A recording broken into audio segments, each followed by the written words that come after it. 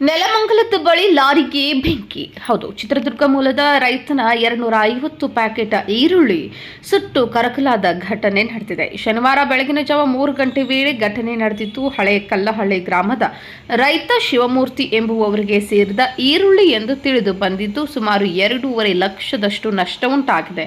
ಇನ್ನು ರೈತ ಶಿವಮೂರ್ತಿ ಅವರು ಹಳೆ ಕಲ್ಲಹಳ್ಳಿ ಗ್ರಾಮದಿಂದ ರೈತ ಶಿವಮೂರ್ತಿ ಅವರು ಲಾರಿಯಲ್ಲಿ 250 ಪ್ಯಾಕೆಟ್ನಷ್ಟು ಈರುಳ್ಳಿಯನ್ನು ಲೋಡ್ ಮಾಡಿಕೊಂಡು ಲಾರಿ ಚಾಲಕ ಹಾಗೂ ಕಿನ್ನರ್ ಜೊತೆ ಹೊರಟಿದ್ರು. ಬೆಳಗಿನ ಜಾವ 3 ಗಂಟೆ ವೇಳೆಗೆ ಲಾರಿಯಲ್ಲಿ ಬೆಂಕಿ ಕಾಣಿಸಿಕೊಂಡಿದೆ. ಇಳಿದು ನೋಡುವಷ್ಟರಲ್ಲಿ ಬೆಂಕಿ ಸಂಪೂರ್ಣವಾಗಿ ಲಾರಿಯ ಆವರಿಸಿದ್ದು. ಈರುಳ್ಳಿ ತುಂಬಾ ನಷ್ಟವಾಗಿದೆ. ಸ್ಥಳೀಯ ಅಗ್ನಿಶಾಮಕ ಠಾಣೆಗೆ ಮಾಹಿತಿ ನೀಡಿದ್ದು. ಅಗ್ನಿಶಾಮಕ ದಳದವರು ಕೂಡ ಸ್ಥಳಕ್ಕಾಗಮಿಸಿ ಬೆಂಕಿ ನಂದಿಸಿದ್ದಾರೆ. ಅಷ್ಟರಲ್ಲಾಗಲೇ ಈರುಳ್ಳಿ ಸಂಪೂರ್ಣ ಸುಟ್ಟು ಕರಕಲಾಗಿತ್ತು. ಇನ್ನು ಇದರಿಂದಾಗಿ ರೈತ ಶಿವಮೂರ್ತಿ ಅವರಿಗೆ ಸುಮಾರು 2.5 ಲಕ್ಷದಷ್ಟು ನಷ್ಟ ಉಂಟಾಗಿದ್ದು. ರೈತ ಶಿವಮೂರ್ತಿ ಹಾಗೂ ಲಾರಿ ಚಾಲಕ ಮತ್ತು ಕ್ಲೀನರ್ ಮೂವರು ಲಾರಿಯಿಂದ ಹೊರಬಂದಿದ್ದಾರೆ. ಪ್ರಾಣಾಪಾಯದಿಂದ ಕೂಡ ಪಾರಾಗಿದ್ದಾರೆ.